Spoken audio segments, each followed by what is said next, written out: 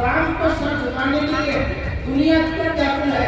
मैंने आज तक दुनिया में ऐसा चरित्रवान, ऐसा महान, ऐसा विद्वान और ऐसा दयालु राजा अपने इतिहास में नहीं पड़ा जैसा मेरा राजा रामचंद्र है। 1 महीने तक हमारी माँ शूद्र की तरह आचरण करती है, मगर जब हमारा कर्म अच्छा होता है तब फिर हम दिव्योत्तम कहलाते हैं। थोड़ा पढ़ाई करके आना और फिर रामचरितमानस प्राप्त करना। यदि रामचरितमानस का आपका किया हुआ सही हो जाए तो मेरे जैसा साधु आत्महत्या कर ले, भंडार है और क्षत्रिय शब्द वहां से निकलता है। क्षत्रिय और क्षत्रिय में अंतर नहीं होता।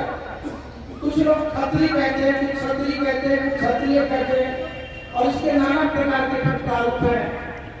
कुछ ठाकुर कहते हैं, कुछ राजपूत कहते हैं, बहुत सारी इसकी भी सब व्याख्या है। क्षत्र शब्द से क्षत्रिय बनता है। जैसे धूप और बरसात से किसी राहगीर की रक्षा क्षत्रिय यानी छाता करता है, उसी प्रकार से राम की, राष्ट्र की और धर्म की छाता बन करके जो रक्षा करे उसको सही मायने में क्षत्रिय कहा जाता है। आज देश और दुनिया में विशेष रूप से राष्ट्र भारत में और विशेष रूप से हमारे प्रदेश उत्तर प्रदेश में बड़ी विडंबनाएं उत्पन्न हो रही है, धर्म की हानि हो रही है। रामचरितमानस और गीता फाड़े जा रहे हैं। 500 साल बाद देश में ऐसे विद्वान दिखाई दे रहे हैं जो रामचरितमानस का अर्थ कर रहे हैं। मेरा उन लोगों से सिर्फ इतना इस मंच के माध्यम से कहना है, थोड़ा पढ़ाई करके आना और फिर रामचरितमानस प्राप्त करना। यदि रामचरितमानस का आपका किया हुआ अर्थ सही हो जाए तो मेरे जैसा साधु आत्महत्या कर ले।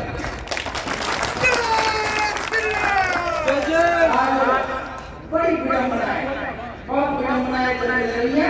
मेरा विश्वास है जिस केसरिया को लेकर के आज यहाँ सेवा बढ़ा रहे हैं, आने वाले भारत की रक्षा यही केसरिया फिर करने वाला है और आने वाले भारत से संबंधित और सुप्रीम यही केसरिया फिर करने वाला है।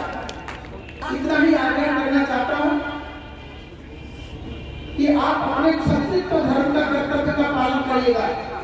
दुनिया का सबसे पुराना ग्रंथ वेद है और वेद का सबसे श्रेष्ठ मंत्र मैं पढ़ रहा हूँ, आप ध्यान से सुनिएगा।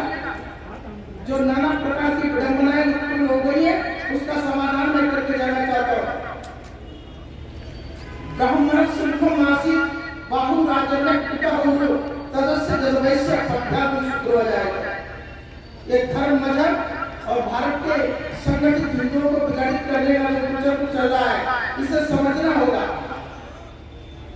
विधाता जी ने जब इंसान की उत्पत्ति की थी, जब दुनिया में मनुष्य को उसने बनाया था तो ब्रह्मा जी ने उस मंत्र क्या कहता है, जब दुनिया का इंसान पढ़ने और पढ़ाने का, सुनने और सुनाने का काम करेगा तो वो ब्राह्मण वाला है। जब देश पर, धन पर संकट पड़ेगा और जब वो अपनी भुजाओं पर, अपने भुजाओं के बलबूते अपने देश की रक्षा और सीमाओं की सुरक्षा करेगा तब वो क्षत्रिय कहलाएगा। जब वो देश, राष्ट्र, धरती के जीव मात्र के उपार्जन की व्यवस्था करेगा तो वैसे कहलाएगा। और जब वह अपने राष्ट्र की, धर्म की, संस्कृति की, सभ्यता की, स्वच्छता का संकल्प लेगा तब वही व्यक्ति शूद्र कहलाएगा। धर्म, मजहब और जाति वर्ण व्यवस्था कर्म से होती है, जन्म से नहीं। जन्म से हम सब शूद्र होते हैं। 1 महीने तक हमारी माँ शूद्र की तरह आचरण करती है, मगर जब हमारा कर्म अच्छा होता है तब फिर हम दिव्योत्तम कहलाते हैं।